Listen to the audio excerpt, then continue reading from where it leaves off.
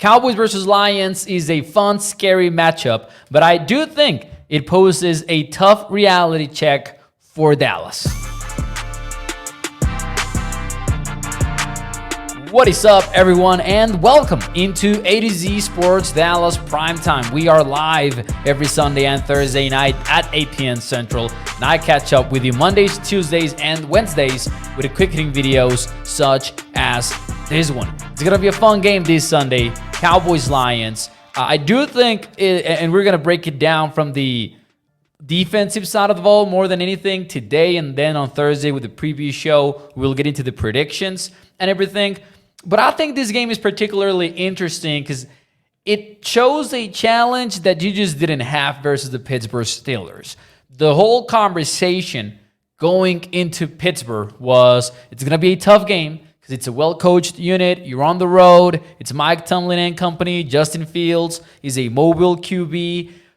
But the offensive line for Pittsburgh was entirely banged up. And even if it was 100% healthy, it is a totally different challenge from what the Lions present. And I think that is how we should approach this game. The thing about the Lions is that they're one of the best rosters in the NFL. They're 3-1 right now, and they maybe should be 4-0. Because when you look at those numbers versus the Tampa Bay Bucks, they generated over 450 yards of offense versus Tampa Bay. Tampa ended up being clutch in the red zone, but the Lions were also repeatedly shooting themselves on the foot in the red zone. We're talking about 1 of 7. They went to the red zone 7 times in that game versus Tampa, the one that they lost, and they scored a touchdown only once.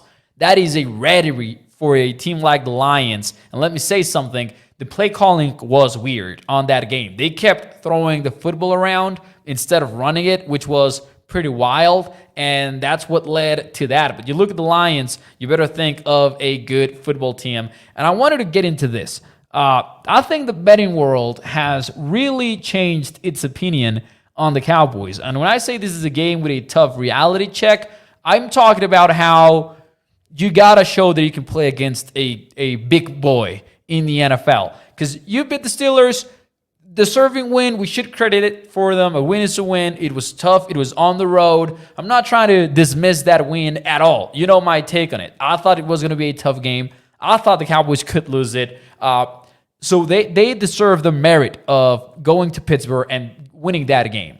But now you're going up against a big boy in the NFL, right? This is week 1, what the markets, the betting markets thought of the NFL, right? And you've got Dallas there in the second tier, basically ranked as a top 10 NFL team, right? Because you've got 6 teams, 7, 8, 9th best in the league. You look at week 5, oh boy, things have changed, right? Because Ben Baldwin puts together these rankings, and look where the Cowboys are at. They're out of the top 15 even, right?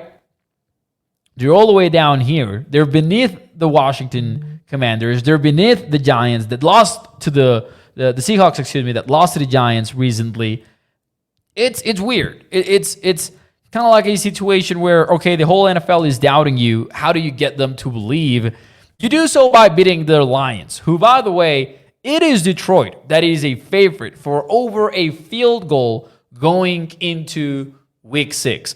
And it's going to be a tough game, and one where you look at the injuries for the Cowboys and you got to wonder, how do you overcome it, right? Because we knew the Steelers wanted to run the football versus the Cowboys because that's what they do. They want to run the football. The thing is, they haven't been great at it. And you look at, for example, the numbers for the Lions, and they're one of the best rushing offenses in the NFL. You look at early downs, and they want to run the football, which is not a surprise. But I've got the numbers right here. The Lions are 27th in pass happiness, which means how often do they throw the ball first and second down. The Cowboys are 6th. So the Cowboys are being pretty aggressive. I'm hoping they stay on that lane because I'm hoping they look at Dak Prescott as the biggest reason why they can keep winning ball games. So I think it is. I think, for example, versus Detroit, your best shot at winning it is going to be Dak Prescott and the offense putting up over 30 points or something like that. Lions, they want to run the ball. They're 9th best in early down rush EPA per play. Here's where I want the context to come into play. Cowboys did a great job stopping the run versus the Pittsburgh Steelers, And even that is somewhat of a debatable storyline, because even though they looked good, it was also the Steelers messing up a lot of the plays and a lot of the play calling. The Steelers are 27th in the NFL in early down EPA per play. Now you're stepping up. You're facing a whole different sort of enemy. They both want to run the ball. The Lions are actually good at it. And when you have faced teams that are good at it, you have struggled, right? Think about the Saints. Think about the Ravens. The Lions don't really have that top-notch mobile quarterback. Jared Goff is not that. But they do have David Montgomery, right? They do have Jahmyr Gibbs. And they do have a scary-looking offensive line. And I do wonder, how do the Cowboys match up against Taylor Decker, Penei Sewell, Kevin Seidler, Frank Ragnow, the left guard, Graham Glasgow. I was about to call him Tyler Glasnow, like the MLB pitcher, so I'm glad I double-checked the name. And you're facing them with Osa with Masi, okay? Which we knew is not like the best defensive tackle room out there, but Masi is improving, and Osa showed up big time versus Pittsburgh. But a defensive end, you don't have Marshawn Illand. It's going to be Chauncey Golston. It's going to be Tyrese Wett. It's going to be Carl Lawson. And it's going to be KJ Henry. Chances are he's going to be called up for this game since Marshawn Illand suffered an injury. That is going to be your defensive end room. And the thing about the Lions is that they don't major in any specific kind of run.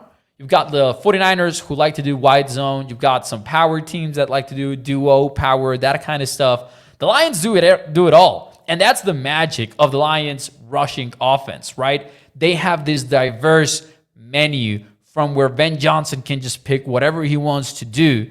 And they, for example, run a lot of counter, but that's just like the setup for everything else that follows, which is the magic, if you will. So I look at this game and I go, how does Mike Zimmer stop the Lions offense? And when you talk about generating pressure, it's going to be a similar conversation to the one that we had last week. You're going to have to blitz, right? Carl Lawson, Tyrese Wett, they're not going to generate the pass rush. Even versus the Steelers, with a worse offensive line than the one that Detroit has, they weren't generating a ton of pressure. Now, granted, once again, you had play action. You had Justin Fields rolling out a lot. You had them doing this, doing that. So there weren't a lot of drop back scenarios, like natural drop back scenarios. But the thing is, there's a reason why the Cowboys have continued to face such looks when the opponent drops back to pass. There's a reason that was a theme versus the Steelers, versus the Saints, versus the Ravens, and that is that NFL teams know that you're struggling to defend the run, so they're going to go into the game trying to run the football probably to the perimeter and then force those play action shots because you're going to be all out versus the run, because that's the only way you're going to be able to stop it, basically. This is going to be the case, I think, on Sunday. So how did the Cowboys stay disciplined versus those play action bombs and everything? But also, how do you stop the run, man? And I think similar to us talking about blitzing the formation for you to get some pass rush going, that might be the best hope for Dallas stopping the run as well. I don't think it's going to be a smart bet to be like, yep, just straight up, we're going to set the edge with the defensive ends that we've got. Because I think they'll have you beat in that area. The Lions will. I think this is a superior offensive line. So maybe just generate some chaos, blitzing. Try to blitz at the right time with the counters, with the pulling from the guards of the Lions. Because they're going to have some concepts ready to go. Now, they're going to have some blitz counters as well, and that's where the game gets dangerous. But that's where Daron Bland comes into this conversation, in my view. Daron Bland not only returned to practice on Wednesday, he was a full participant for you. I thought that was a major surprise and a positive one at that.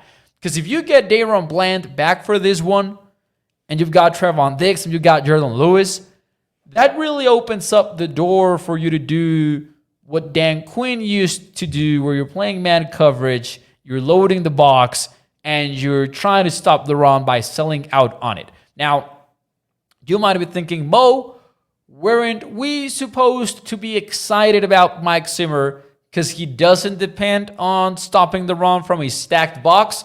And to that, I would say, Yeah, but things have changed. Lawrence is on IR. Parsons is not likely to play this Sunday, even though they have not ruled him out officially yet. He was a non-participant on Wednesday's practice, and it doesn't sound like Parsons is going to be back before the bye week.